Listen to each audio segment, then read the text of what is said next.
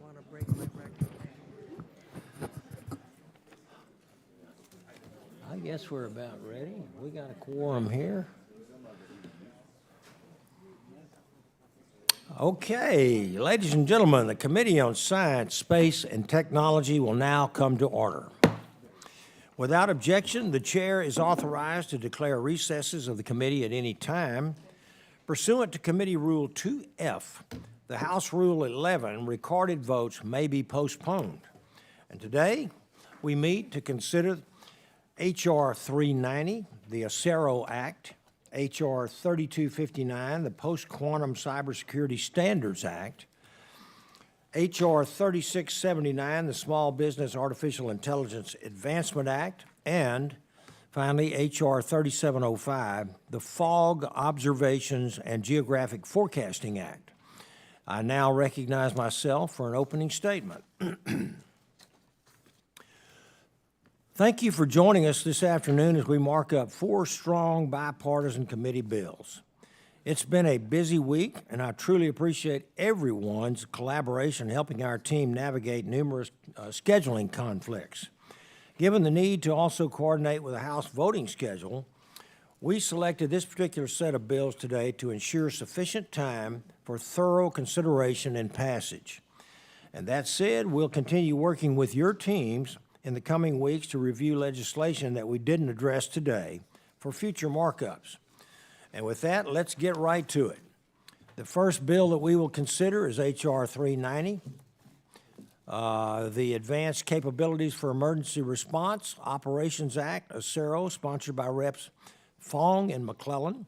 This legislation builds upon NASA's existing ACERO project to improve aerial responses to wildfires. Federal and state officials too often rely on outdated systems and face poor communication breakdowns during aerial response efforts. H.R. 390 leverages NASA's advanced drone and aviation technologies to assist firefighters, streamline coordination between multiple agencies, and ensure safer, more efficient operations. As we enter fire season, this is a practical and forward-thinking use of American innovation to protect our communities, our public lands, and first responders. I want to thank Representatives Fong and McClellan for their work on this important bill and for utilizing using NASA's cutting-edge research and technology to enhance emergency response efforts. Next, we turn to 2 bills that reflect a national imperative: strengthening America's edge in quantum computing and artificial intelligence, 2 arenas where global adversaries are actively trying to outpace us. The first is H.R. 3259, the Post-Quantum Cybersecurity Standards Act, led by Representatives Stevens and Tenney. The bill directs NIST to provide guidance and support for the voluntary adoption of quantum-resistant cryptographic standards, especially to high-risk sectors, and to lead a national transition to stronger post-quantum security. As quantum computing progresses, current encryption methods are becoming increasingly vulnerable. This bill ensures America is never and not going to be caught flat-footed.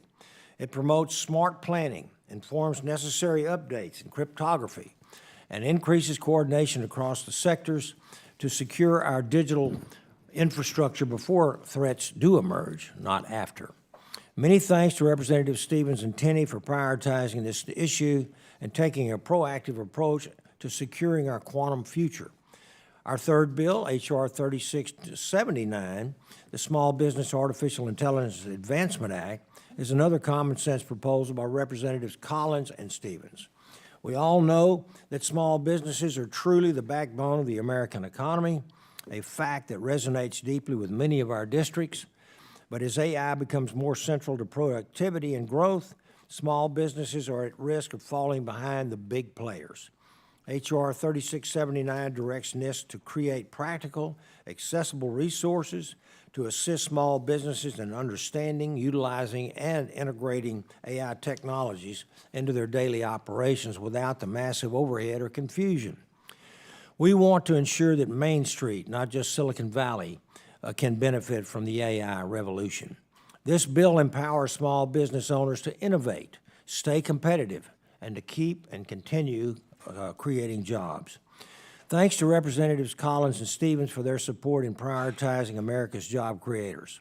Our last bill that we will consider today is H.R. 3705.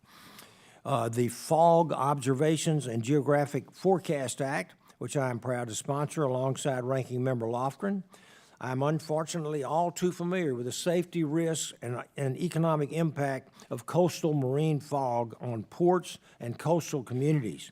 Just a few months ago, Port Houston and my district suffered the massive delays due to dense fog, leading to billions in economic losses.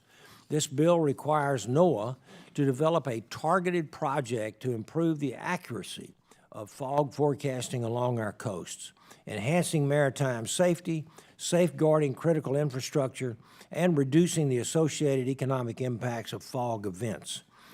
This initiative would foster dynamic collaboration with both commercial and academic partners while leveraging and enhancing existing NOAA tools for successful implementation.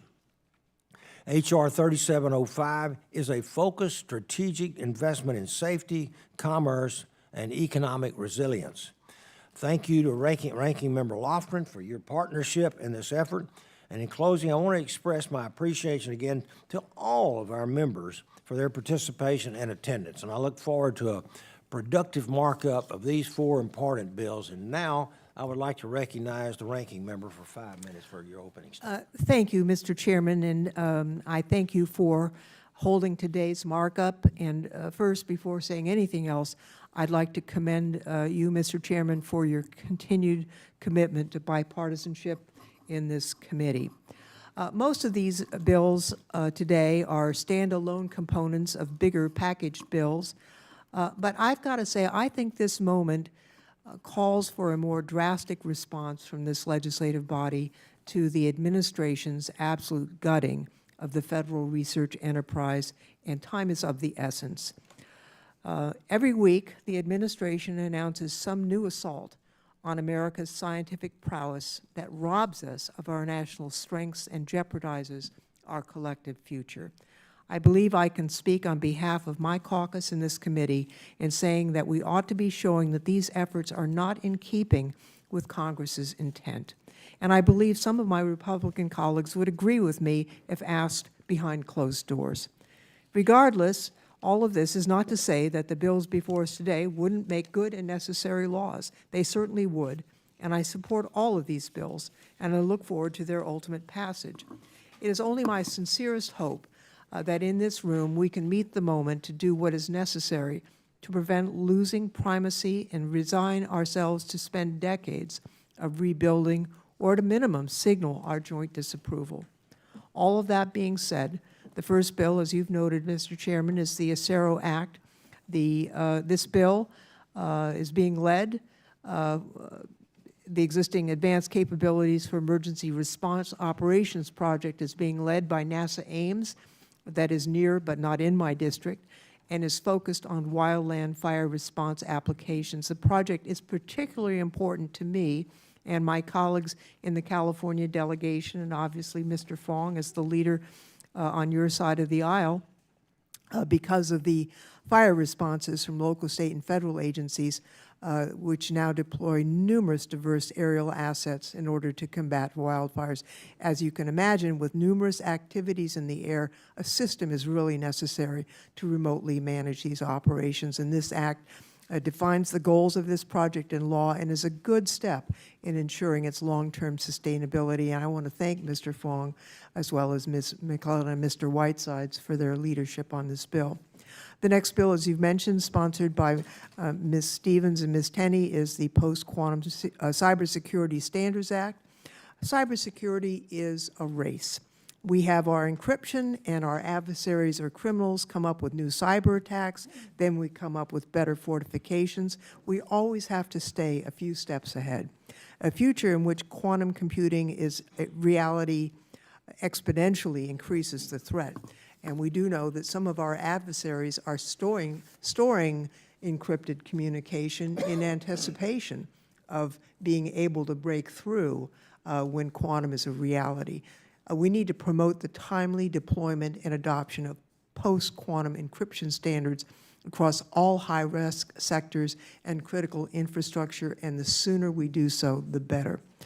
The Small Business Artificial Intelligence Advancement Act, again sponsored by Mr. Collins and Ms. Stevens, would help small businesses incorporate the numerous commercial advantages that AI can provide. Often these companies don't have the capacity to do the challenging work of evaluating AI tools that could boost their operations, and the bill would direct NIST to create or identify AI technical standards, best practices, and case studies for small businesses. I would note, however, that giving this assignment to NIST, while it is being drastically reduced, I think in violation of the Impoundment Act, is a real challenge. The last bill, as you've mentioned, is the Fog Observations in Geographic Forecasting Act that I was honored to co-sponsor with you, Mr. Chairman, and I'll speak more about that bill when it's called up. I look forward to it when we as a committee can consider the bigger packages these bills will eventually make up. And again, I want to thank you, Mr. Chairman, and I yield back.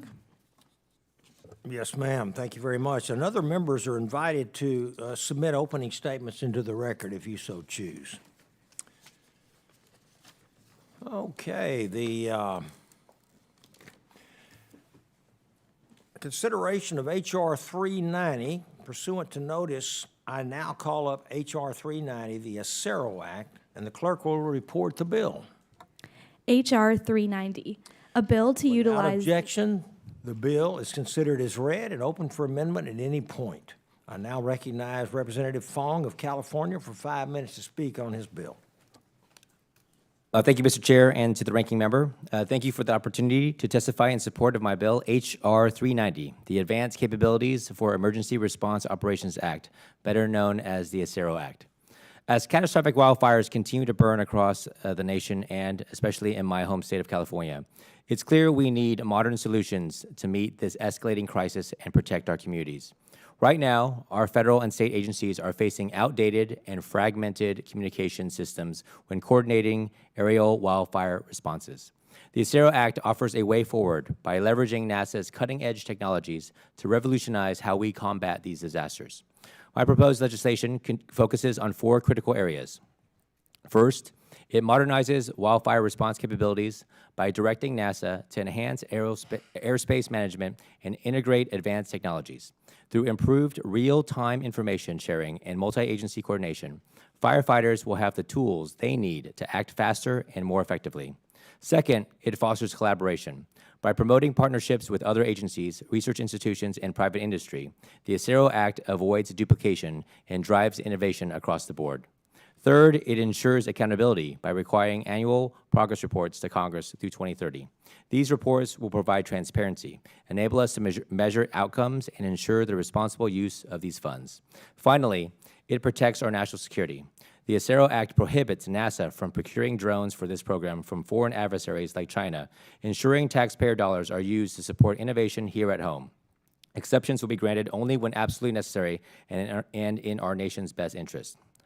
This bill, Mr. Chairman, the ACERO Act represents a rare intersection of urgency, innovation, and bipartisan cooperation. By advancing this legislation, we not only improve our ability to respond to wildfires, but also protect the lives and livelihoods of countless Americans.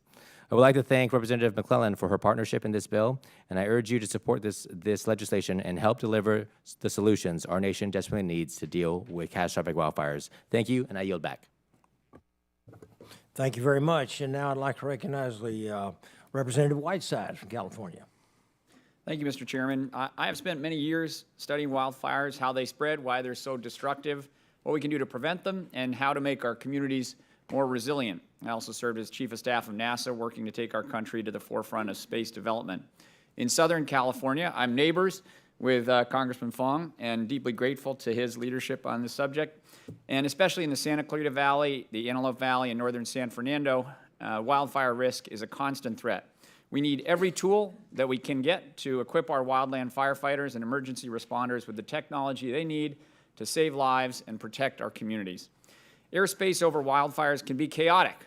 We learned that firsthand during the devastating fires earlier this year when a civilian drone collided with a Canadian plane that was dropping water on active fires. Thankfully, there were no injuries, from this collision, but the impact of the event was nothing short of severe.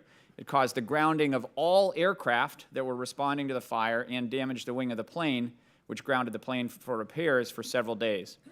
People in our districts, Congressman Fong's and mine, know all too well that every second counts while fighting back wildfires. And as fires become more frequent, more intense, and year-round, now more than ever, we need to improve how we respond to wildfires from the sky, and the Acero Act does just that. This bill, which I'm very proud to co-lead with Mr. Fong and Ms. McClellan, will help bring order to the potential chaos in our airspace during emergencies by advancing R&D for a much-needed system that will coordinate and improve aerial responses to wildfires. We'll accomplish this by leveraging the unique tools and capabilities of NASA. Acero sets out a technology framework that will not only make aerial suppression safer and more effective in the near term, but will also establish a pathway for a midterm vision in which autonomous or semi-autonomous aircraft can suppress fires within 5 minutes of their start, even on the worst days. This is the capability that we would need to put out these fires on the absolute worst days. Through other bills, we must complement Acero with important efforts in remote sensing from space, air, and land, further development of capable aerial firefighting platforms, as well as workforce provisions to keep the brave firefighters safe and supported in their crucial work. Acero is another example of the incredible range our federal science agencies have, especially when it comes to keeping Americans safe and improving their lives. As members of this committee, we must ensure these agencies, like NASA, are well supported to take on efforts like the crucial national challenge of wildfire. Thank you, and I yield back.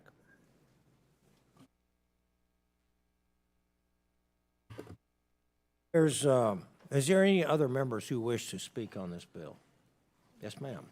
Gentlewoman from Oregon. Thank you, Mr. Chairman. I want to speak in favor of this bill in support, and I have comments that will be applicable to the other bills as well, but I won't repeat them. I want to align myself with the ranking member, thanking you, Mr. Chairman, for continuing the bipartisan work in this committee. I'm glad that we're passing these bipartisan bills, but at the same time, we have to have a conversation about the very deep cuts at the very agencies that will be implementing and doing the research for these bills, whether it be NASA, NSF, NIST, very deep cuts at NOAA. The administration just announced another $100 million cut at NASA just the other day.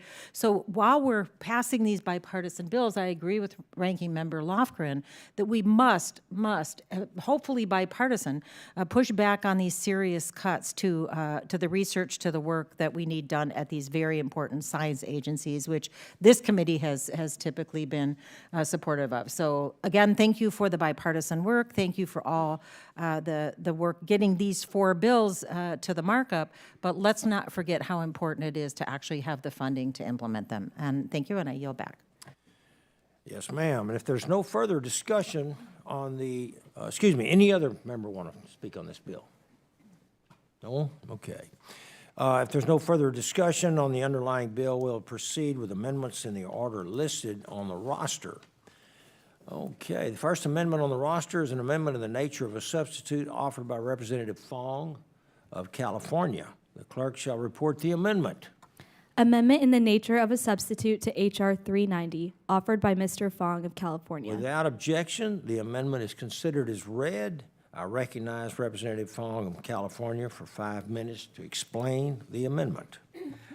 Thank you, Mr. Chair. I want to thank Mr. Whiteside for his partnership as well on this bill. My amendment in the nature of a substitute aligns the text of my bill with language that was included in the NASA Reauthorization Act of 2024, which passed out of this committee unanimously.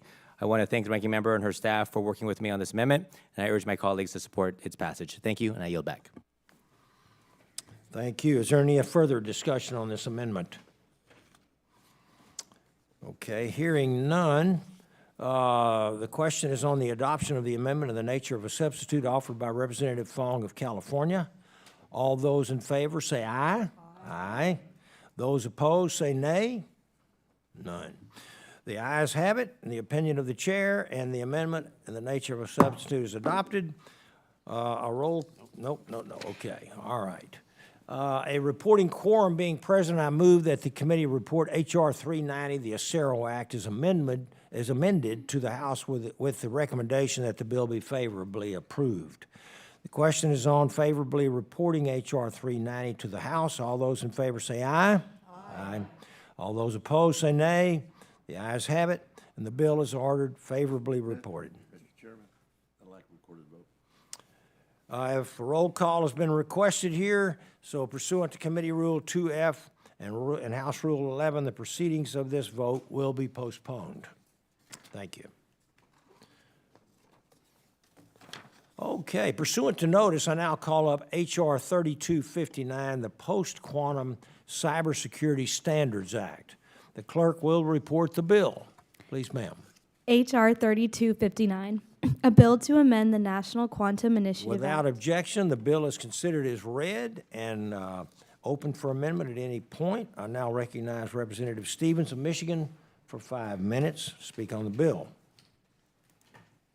Well, thank you so very much, Mr. Chair. I am delighted to be here to introduce my bill, H.R. 3259, the Post-Quantum Cybersecurity Standards Act. As you know, cybersecurity is absolutely paramount to our nation's competitiveness and success. And emerging technologies like quantum technologies will revolutionize how we solve our nation's problems, and they will create incredible benefits from drug discovery and supply chain optimization to advanced materials. And in fact, it appears as though everywhere I go, people are talking about quantum, but certainly a pressing risk for quantum technologies is the use of quantum computing systems to attack our nation's cyber infrastructure. These supercharged hacking machines could crack the encryption we use to protect everything from our own personal passwords to our nation's most sensitive systems in national security and energy sectors.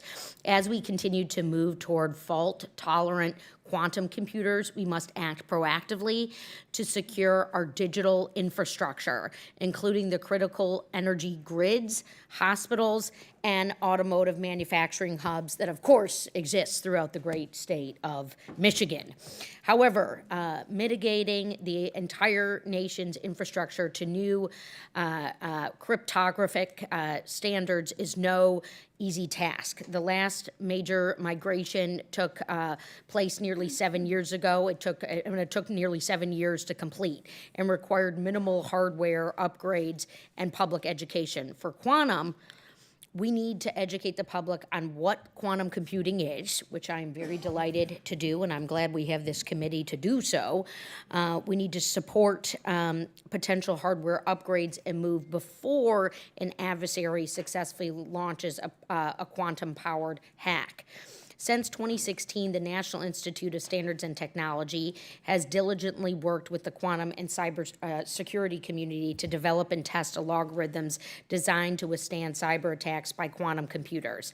Last year, NIST published the world's first approved post-quantum cryptography standard, a critical step in securing our future cyber infrastructure. Now we have to deploy. H.R. 3259, the Post-Quantum Cybersecurity Standards Act, puts forward proactively the accelerated adoption of cryptographic standards, particularly in our most vulnerable and critical sectors. And it's bipartisan legislation that directs NIST to support organizations in expeditiously adopting post-quantum cybersecurity through education, guidance, technical assistance, and grants. We all know how much the NIST MEP network also does and provides for small businesses across our country. And so I see this legislation as ensuring Michigan businesses, energy providers, hospitals, and manufacturers will be cyber secure for our post-quantum future. However, cybersecurity is also an ever-moving target requiring constant innovation and cyber defenses. So currently, the U.S. is falling behind not only our allies, but also adversaries in some critical fields of this sector. Therefore, it is paramount that the United States States invests in the necessary research and development in post-quantum cryptography. The bipartisan legislation that we're discussing here today and marking up will direct the National Science Foundation to support more research programs, and through investing in these programs, like the one that we have in my district at the Oakland University Center for Cybersecurity and Theory of Computation Lab, also at the University of Michigan, this expanded R&D will ensure that the United States is closing our gap. So through both deployment and further research, H.R. 3259, the Post-Quantum Cybersecurity Standards Act, will ensure that Michigan's critical infrastructure, manufacturers, and health systems remain cyber secure in our post-quantum world. I want to urge my colleagues to join me in passing this bill. I want to thank my Republican colleague, Congresswoman Tinney, and thank you, Mr. Chair, for the time. I yield. Yes, ma'am. Thank you very much. Any other member wish to be recognized here? Representative Ross from North Carolina, 5 minutes. Thank you, Mr. Chairman. And I'm pleased to speak in support of the Post-Quantum Cybersecurity Standards Act. Common sense legislation designed to help organizations, including federal agencies and businesses, adopt and implement post-quantum cryptography standards faster. This bill addresses a looming threat to our national security and digital infrastructure, the eventual ability of quantum computers to break current encryption methods. It also supports research into quantum computing and cryptography to ensure the United States remains at the forefront of this technology. By adopting and implementing quantum-resistant standards early, the United States can set the global benchmark for post-quantum cybersecurity and remain a leader in secure technology and cyber policy. Our adversaries may already be stealing encrypted data today, with the plan to decrypt it in the future when quantum computers become capable. Sensitive government, defense, and personal data could be exposed retroactively. This act mandates that the U.S. federal agencies begin transitioning to quantum-resistant cryptographic standards developed by NIST. This proactive shift will ensure that our government does not fall behind and we remain secure as the quantum era approaches. I strongly support this legislation and urge my colleagues to do the same. Thank you, Mr. Chairman, and I yield back. Yes, ma'am. Any further discussion? Here, Mr. Foster from Illinois. Sure. Well, first off, I just, it feels good to be back on this committee here, and I really appreciate the chance, even though I guess I don't know yet exactly which subcommittee I will be on. The issue of what's called post-quantum cryptography has had the whole scientific community on high alert for more than a decade, since we finally realized that you had a real shot at quantum computing. But interestingly, one of the biggest threats isn't necessarily quantum computing. That when NIST propagated, I think they had a contest, and I think they came up with 4 of the 4 candidate algorithms, and quite rapidly 1 and maybe 2 of those were hacked. And they were broken not with quantum anything, but with mathematics. And the problem is that a lot of these are very arcane areas of mathematics with not many experts on Earth about it. And so that when you give the experts everywhere the focus on one specific algorithm, it's not terribly surprising that they found weaknesses in it.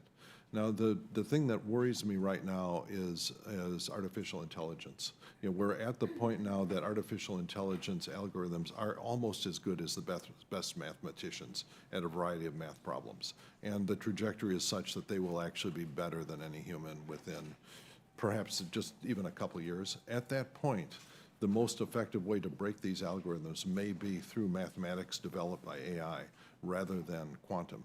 All right, and this could happen before quantum computers.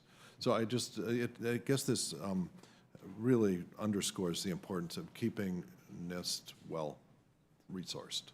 That is really the bottom line. We can authorize anything we want here, but if you don't have a well-resourced NIST, we're going to be in deep trouble. And there are things that we can do in the coming weeks and months to keep NIST adequately funded, and I hope everyone participates in that. Thank you. Yes, sir. Thank you very much. If anyone else would like to speak on this bill, hearing none, no amendments. We will proceed with amendments in the order listed on the roster, but no amendments were pre-filed for this bill. Does any member wish to offer an amendment at this time? Seeing none, a reporting, Yeah, Bill Foster. I do, Yes, yeah. sir. yeah. Don't worry, I won't use a lot of time. I have an amendment at the desk. I do. I do not have an amendment at the desk. I have one. Not on this one. Wrong. I'm on the wrong bill. Okay, fine.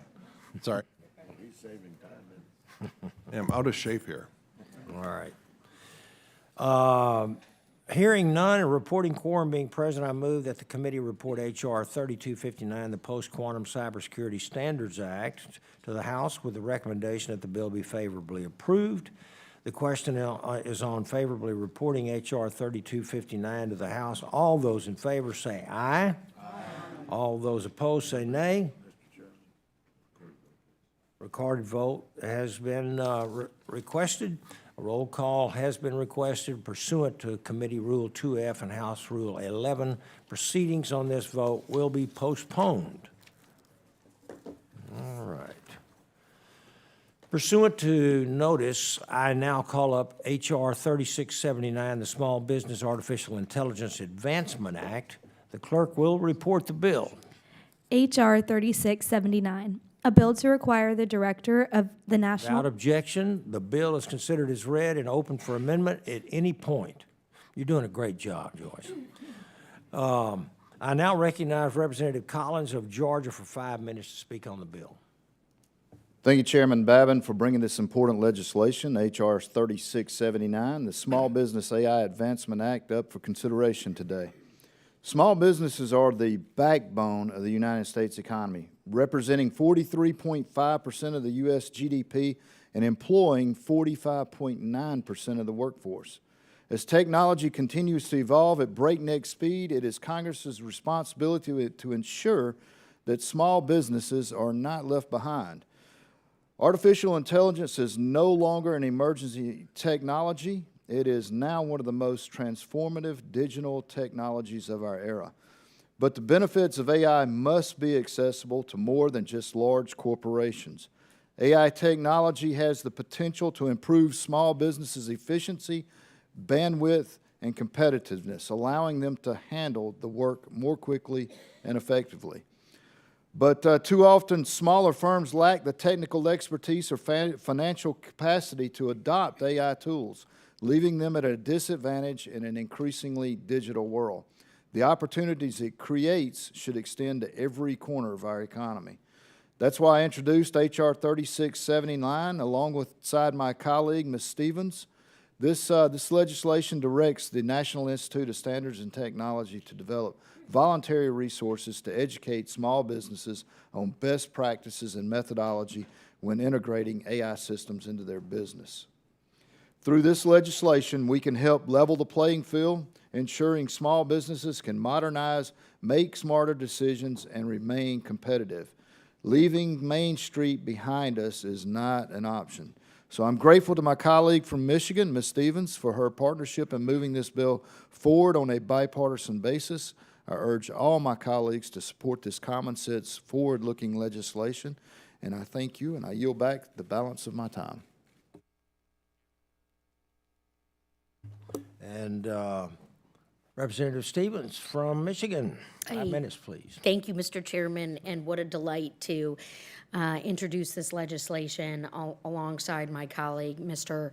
Collins, whose background in small business I respect and appreciate so much, and he's helped to be a leader on this topic, and particularly this legislation in a way that will really help our country. And we've got to think about this in terms of assisting small businesses to minimize some of the risks of artificial intelligence while maximizing the rewards of this revolutionary technology. And as we all know, AI is a powerful tool that can improve efficiency and spur innovations through complex computational calculations. And I've seen this in Michigan existing for a long time. We've got some very large software supplier companies, Dassault Systems, which just expanded into my district, Autodesk, and they're using artificial intelligence day in and day out as they work alongside a very integrated and complex web of automotive suppliers. And I've seen firsthand how these applications can really improve that efficiency, production capability, and deployment throughout places like Michigan, where our country relies so much on the engine of our economic activity. And so we want to make sure that all small businesses can benefit, can have access, and not be hampered by too high of costs, and in particular, lowering barriers to entry to continue to bolster our competitive advantage. And so we all know that we can see these benefits, but some firms are just going to struggle to understand and implement AI. And we also recognize that data privacy is a concern, and I've heard this time and time again from Michigan small businesses and manufacturers who feel resource constrained, who feel talent constrained, although absolutely we are focused on growing the next generation of engineering and technology talent from a place called Michigan. But it's also important to recognize that the surges in entrepreneurship that have really boomed since 2021 are intersecting very rapidly with artificial intelligence. And we also want to make sure that programs like the Small Business Cybersecurity Corner program at NIST are fully exercised and involved in the technological training and guidance for small businesses to help them identify those risks and manage them. So utilizing a widely successful model, H.R. 3679 directs NIST to establish and disseminate guidance for how small businesses can adopt artificial intelligence tools and risk management practices. I mean, honest to goodness, this is a bipartisan bill that I'd love to see get done in this country, and I'm half compelled to just go and work on its implementation because it just sounds so neat to be able to work with small businesses on that exact challenge and opportunity for them. And so we do see this legislation as an opportunity, and I'm very excited at the prospect of NIST helping to provide our small business owners in Michigan and across the country the resources they need to thrive. And so with that, Mr. Chairman, I of course urging all of my colleagues to support this incredible bill alongside Congressman Collins to pass it and to see it get done. And with that, I yield back. Thank you. Any further discussion on this bill? Hearing none, we will proceed with amendments in the order listed on the roster. The first amendment on the roster is an amendment offered by Mr. Foster. Clerk shall report the Foster Amendment 037. Amendment to H.R. 3679, offered by Mr. Foster of Illinois. Without objection, the amendment is considered as read. I now recognize Representative Foster of Illinois for 5 minutes to explain his amendment. Sure. Well, thank you, and thank you to the sponsors of this bill for bringing it forward. You know, there's a raging debate about whether the effect of AI will be to make the rich richer and the poor poorer, and that applies to businesses as well.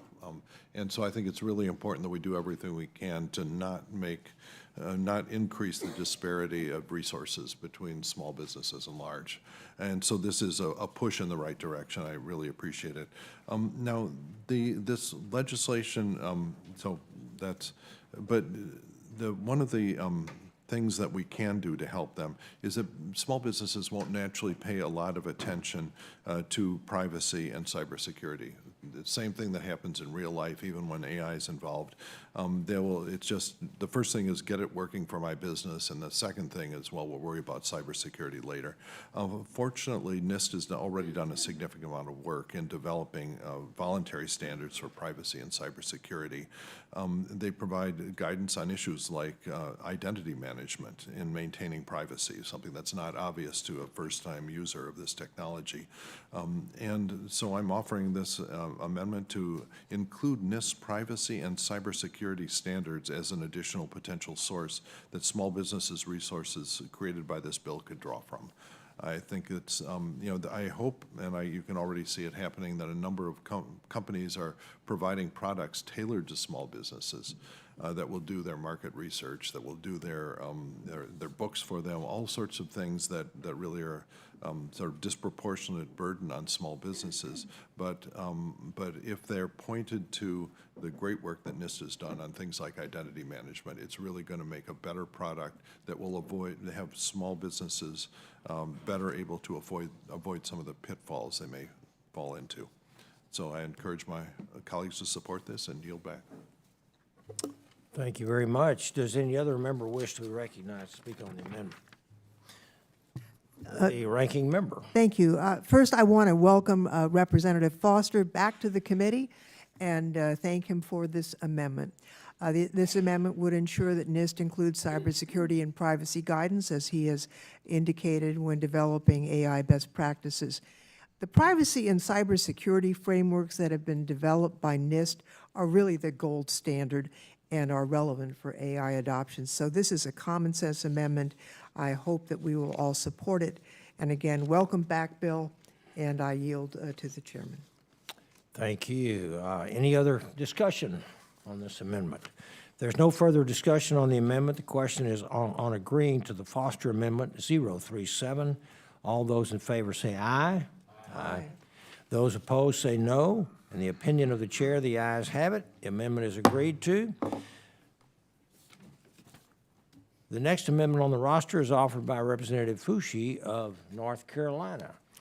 Thank you, Mr. Chairman. I would first, Yeah. I'm sorry. The clerk shall report the Fushi Amendment 011. Amendment to H.R. 3679, offered by Mrs. Fushi of North Carolina.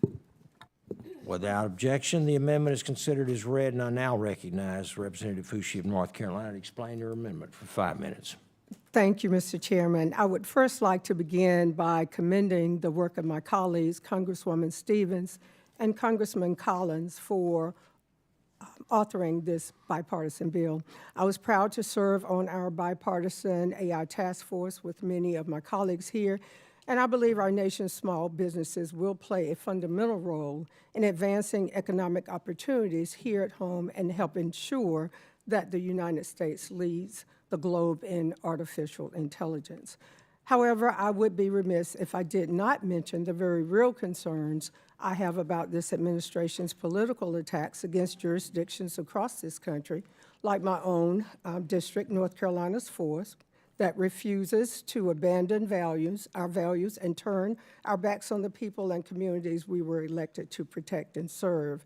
Last month, the administration and the Department of Homeland Security targeted counties in my district on the so-called sanctuary jurisdictions list, a list that has since been removed due to pushback from local municipalities.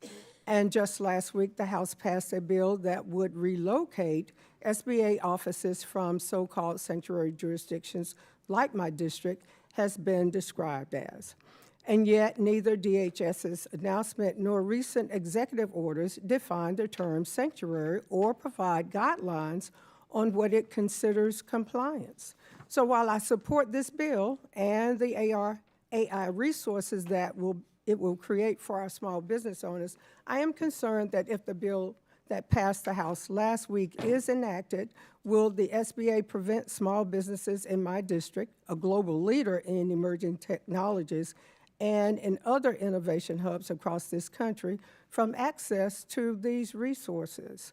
My amendment prevents SBA and NIST from prohibiting access to the distribution of or use of AI resources by small businesses located in a jurisdiction DHS determines to be a so-called sanctuary jurisdiction.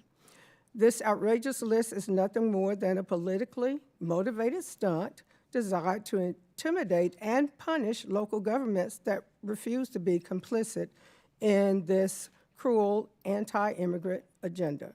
Rather than pursue humane immigration policies or meaningful pathways to citizenship, the Trump administration continues to vilify immigrant communities, erode public trust, and sow fear and division. This amendment ensures that innovation centers across the country are not penalized by this administration's efforts to politicize the Small Business Administration and other essential government services.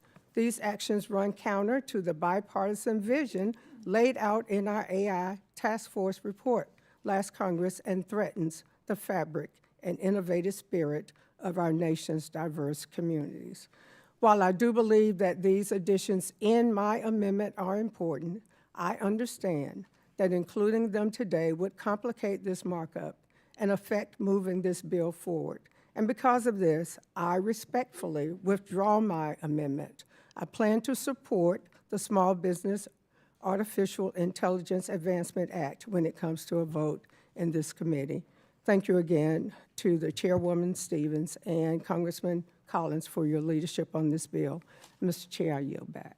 So the amendment is withdrawn. There were no other amendments pre-filed for this bill. Are there any further amendments? Hearing none, a reporting quorum being present, I move that the committee report H.R. 3679, the Small Business Artificial Intelligence Act, as amended to the House with the recommendation that the bill be approved. Those in favor say aye. Aye. Yes, sir. Okay. Those opposed say nay. Okay. A roll call has been requested pursuant to Committee Rule 2F, and the House Rule 11 proceedings of this vote will be postponed. Pursuant to notice, I now call up H.R. 3705, the Fog Observations and Geographic Forecasting Act. The clerk will report the bill, please. H.R. 3705, a bill to require the Undersecretary of Commerce for... Without objection, the bill is considered as read and open for amendment at any point. I now recognize myself for 5 minutes to speak in support of this bill. This past February, traffic in and out of Port of Houston was substantially disrupted on 14 separate days due to fog. These weather events reduced visibility so much that they brought one of America's busiest ports, in fact, the busiest port in the country, to a standstill, impeding shipments, choking supply chains, costing our economy billions of dollars. Year after year, fog-related closures cause ripple effects across our supply chain, delaying goods, driving up costs, and weakening our economic resilience. H.R. 3705, the Fog Observations and Geographic Forecasting Act, directs the administrator of NOAA to conduct a project to improve forecasts of coastal marine fog. The project aims to safeguard both lives and livelihoods by strengthening vessel safety and reducing the economic impact of coastal marine fog events by increasing the number of marine-based observations through existing government instruments and commercially obtained data, advancing the geographic coverage and accuracy of marine fog modeling, improving the communication of marine fog advisories by NOAA, better conveying the risks posed by hazardous marine fog events, and providing decision support services for risk managers and for port operators. Additionally, H.R. 3705 directs the administrator of NOAA to develop a project plan that outlines specific research, development, and technology transfer activities, as well as the resources and timelines needed to achieve the goal of enhancing vessel safety and mitigating the economic impact of coastal marine fog events. This bill highlights the need for a focused response to the challenges caused by coastal marine fog and transmits Congress's intent that a targeted effort to improve fog forecasting is both desirable and highly beneficial to the operations of our nation's ports. I'm very pleased that Ranking Member Lofgren agreed to co-lead H.R. 3705, as the need for better forecasting and safer operations is all important to Americans. Another leader on this issue is Senator Ted Cruz, who has authored a companion bill in the Senate. I urge all of my colleagues to support this smart, targeted solution that puts safety, economic strength, and common sense first. Does any member The ranking member, you're recognized for Thank you, 5 Mr. minutes. Chairman. I'm happy to be a co-sponsor of this bill with you.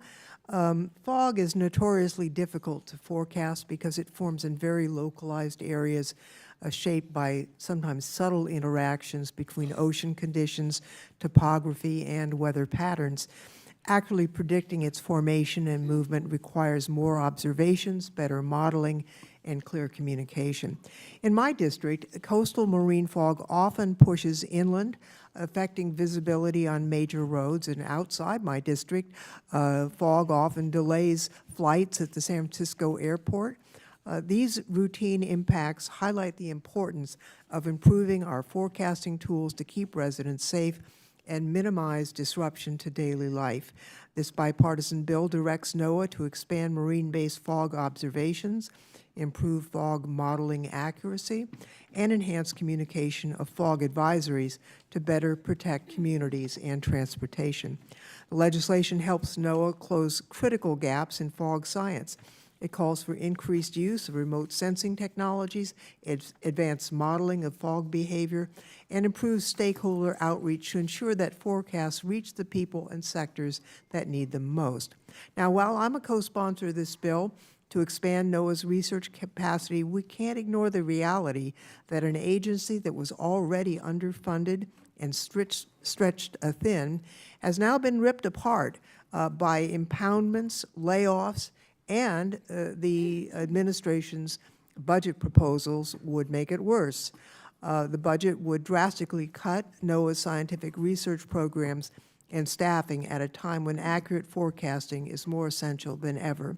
So I urge my colleagues to support this bill to strengthen our national weather infrastructure and help protect communities like mine and yours from persistent challenges of marine fog, and I look forward to some solidarity across party lines in protecting NOAA as our appropriations process continues. And with that, Mr. Chairman, I yield back. Thank you. And now I'd like to recognize the representative from Oregon, Ms. Bonamici. Thank you, Mr. Chairman. I want to speak in support of H.R. 3705, the Fog Observations and Geographic Forecasting, or FOG Act, which I note is part of the Weather Act reauthorization, which I hope this committee will take up soon. And I thank the bipartisan sponsors of this bill for bringing it forward. I represent the very beautiful north coast of Oregon and the port of Astoria. The economy is focused on commercial and recreational fishing and also, importantly, tourism. Obviously, accurate forecasts are critical to the community and to the economy. And again, I'm grateful for this bill, but I want to note that hundreds, if not thousands, of NOAA staff have been terminated or threatened. The deep and drastic cuts at NOAA are critical to reverse, and that's why I support this bill, but again, urge my colleagues on both sides of this aisle to restore funding and hopefully morale to NOAA. Since I've been in Congress about a little more than a dozen years, 2 of the NOAA administrators, the confirmed NOAA administrators, have been from Oregon State University. NOAA is very important to our economy, to our state, but it's not just Oregon, it's across the country. So again, thank you for bringing this bill forward. It's really important, but please, I hope we can work together so that this bill can be implemented, so they have the staff, so they have the research, so they have the resources to actually make this effective. Thank you, Mr. Chairman. I yield back. Thank you. Any other members would like to speak on this bill? No further discussion on this underlying bill. We'll proceed with amendments in the order listed on the roster. No amendments were pre-filed for this bill. Does anyone wish to offer an amendment at this time? Okay, hearing none, a reporting quorum being present, I move that the committee report H.R. 3705, the Fog Observations and Geographic Forecasting Act, to the House with the recommendation that the bill will be favorably approved. The question is on favor. Okay. A roll call has been requested pursuant to Committee Rule 2F and House Rule 11. The proceedings of this vote will be postponed. Okay, we are going to take a 5-minute recess, and we'll come back after that, and we will vote. Don't go far. The committee stands in recess, subject to the call of the chair.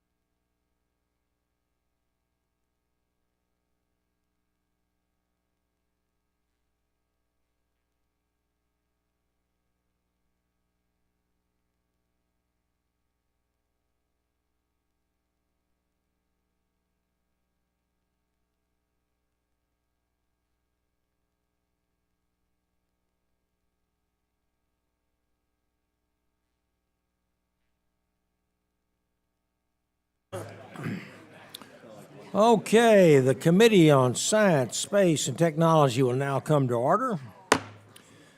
The unfinished business is a request for recorded votes on favorably reporting the following bills: H.R. 390, the Acero Act as amended; H.R. 3259, the Post-Quantum Cybersecurity Standards Act; H.R. 3679, the Small Business Artificial Intelligence Advancement Act as amended; and H.R. 3705, the Fog Observations and Geographic Forecasting Act. The members will record their votes using their electronic voting system, which is in front of you there. The question is on favorably reporting H.R. 390 as amended to the House. The clerk will now open the vote.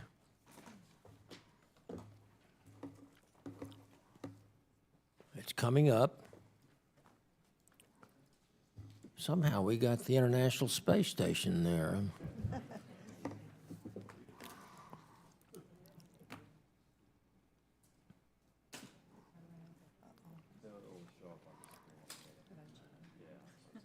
The Technology Committee is failing us. All right, thank you. So I have a request. Yes. Jim Jordan is resisting doing this in the judiciary. Resisting? And I said, look, it's no trick, or there's no, like, there's no hidden agenda. And it's how, explain to him how this works. Right. Have all members voted? Does any member wish to change his vote? The clerk will now close the vote and make your report.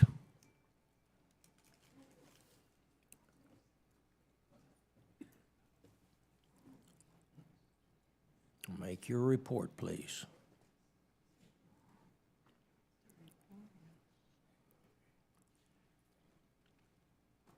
Do you have the tally? 34 yes, 0 no. Well, he's supposed to report it, right? Mr. Chairman, the vote is 34 ayes and no nays. Okay, thank you. The ayes have it. H.R. 390 as amended is favorably reported to the House. Without objection, the motion to reconsider is laid on the table. Okay. Question is on favorably reporting H.R. 3259 to the House. The clerk will open the vote.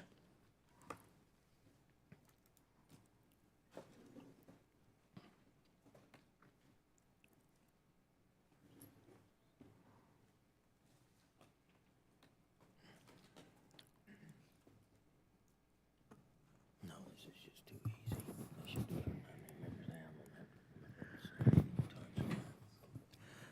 If I may, Mr. Chairman. You're while the- recognized. While the vote is going, I noticed that my colleague from California, Mr. Issa, who's also serves on the Judiciary Committee, could encourage the chairman of that other committee to utilize such a helpful thing. It's really, there's no, With due respect, you understand it's not articulated specifically in the Constitution, so the Judiciary Committee cannot adopt it.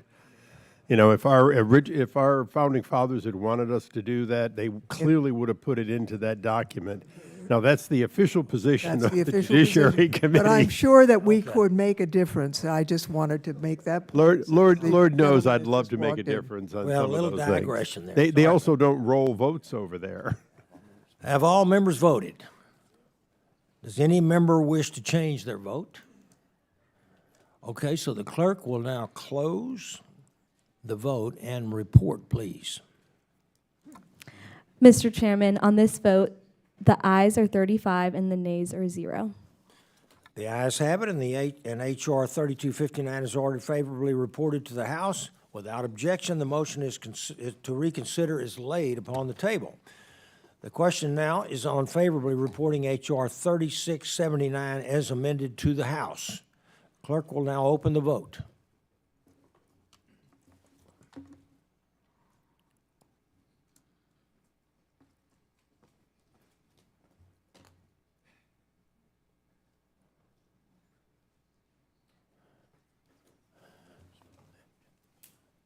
Okay, have all members voted? Does any member wish to change their vote? The clerk will close the vote and make your report, please. Mr. Chairman, on this vote, the ayes are 35 and the nays are 0. Okay, the ayes have it, and H.R. 3679 is amended, is favorably reported to the House. Without objection, the motion to reconsider is laid upon the table. The question is on favorably reporting H.R. 3705 to the House. The clerk will now open the vote.